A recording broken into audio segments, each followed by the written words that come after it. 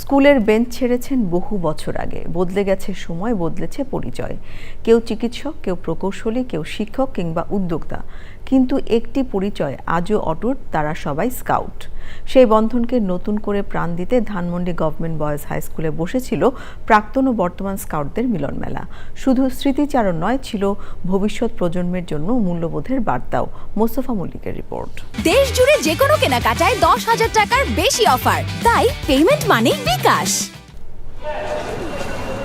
স্কাউটের সেই পরিচিত সুর, মাঠ জুড়ে পুরনো দিনের উচ্ছ্বাস, এক কাতারে প্রাক্তন আর বর্তমান স্কাউটরা। 1968 সাল থেকে শুরু করে বর্তমান সময় পর্যন্ত বিভিন্ন ব্যাচের স্কাউটরা মিলিত হন এক ছাদের নিচে। আয়োজনে ছিল আলোচনা সভা, শারীরিক কসরত, স্মৃতিচারণ এবং পারস্পরিক শুভেচ্ছা বিনিময়। বয়সের ব্যবধান কয়েক দশকের, কিন্তু স্কাউটিংয়ের শৃঙ্খলা, সৌহার্দ্য আর ভ্রাতৃত্ববোধ যেন মুহূর্তেই মুছে দেয় সব দূরত্ব। বর্তমান শিক্ষার্থীদের সঙ্গে একই ছন্দে কসরতে অংশ নেন প্রবীণ স্কাউটরাও। স্কাউটদের যে অ্যালামনাইটা, এটা একটা ইউনিক। আমার জানার মতো সারা বাংলাদেশ আর কোনো ইনস্টিটিউট এরকম এভাবে নাই আর কি। আমি বেরিয়ে গেছি 40 বছর হয়ে গেছে।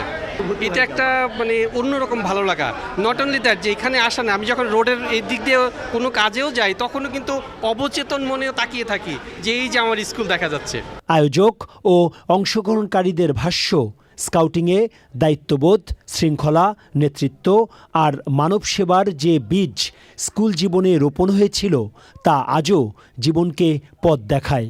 এটা আমি ক্লাস 6-এ 1974 সালে এটা পড়েছে। আমার মা নিজে এই ব্যাচটা সেলাই করে লাগিয়েছিলেন। অন্যরকম অনুভূতি, এবং এটা যেমন আমার ছোট ভাই, এটা চিরকালই আমার ভাই। 71 ব্যাচ তার কেউ হতে পারবে না, না তা হতে পারবে না। আমি তার চেয়েও সিনিয়র, কারণ আমি এই স্কুলে প্রবেশ করি হলো 63 সনে।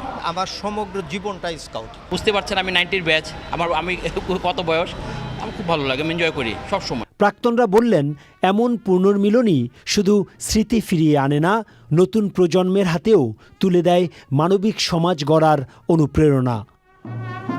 মোস্তফা মল্লিক, চ্যানেল আই, ঢাকা।